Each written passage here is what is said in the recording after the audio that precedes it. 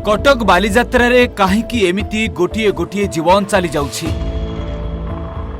बालीजात्रा पड़िया रे काहींकी आसी जाउछि हठात एमिति हृदघात जेउथिरे चली जाउछि जीवन। समस्त आश्चर्य एमिति चली जाउछि जीवन। संगे संगे मेडिकल को निया जाउछि किंतु डाक्टर मृत घोषणा कर देउछंती। देहरे आउ जीवन न थाउछि। हां आज्ञा एबे पुणी एही युवकंकर चली जाइछि जीवन। देखु देखु ए भितरे चली गलानी 4 जनकर जीवन। हाँ आज्ञा बालीजात्रा पड़िया रे लक्ष लक्ष लोकंक गहली भितरे शुभुची चित्कार।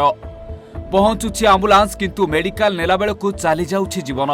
गत काली पुणी जनकर सेमिति चली जाइछि जीवन। हाँ आज्ञा बालीजात्रा बुलुथुआ बेले चली गला युवकंकर जीवन। युवक जनक ना हेउछि प्रमोदनाथ साहू। घर हेउछि गंजामर कुकुड़ाखंडी अंचल रे। गतकाली प्रमोदनाथंक सह 4 जन सांग बालीजात्रा बुलिबा सह फोटो उठाउथुआ बेले हठात तळे पड़ी जाइथिले। संगे संगे पुलिस सहायतारे बालीजात्रा पड़ियारू एसीबी मेडिकल को निया जाइथिला। तेबे डाक्टर सेठारे तांको मृत घोषणा करथिले। तेबे गत किछि दिन तळे बालीजात्रा रे लगातार भाबे जनक परे जनकर जीवन चली जाउछि। हां आज्ञा किछि दिन तळे करेंट लागि जनकर मृत्यु घटिथिला। गत बुधवार दिन सेमिति छतिया सोलार मठर महाधीश जगेश्वर नाथ महाराजंक बालीजात्रा पड़िया रे थिबा आश्रम गृह रे हृदघात रे तांकर परलोक घटिथिला।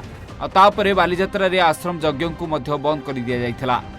सेबळी पड़िया रे हेल्पर काम करथिबा जणे वृद्धंकर मध्य हृदघात रे परलोक घटिथिला। आज एभଳି एई युवकंकर चली जाइछि जीवन।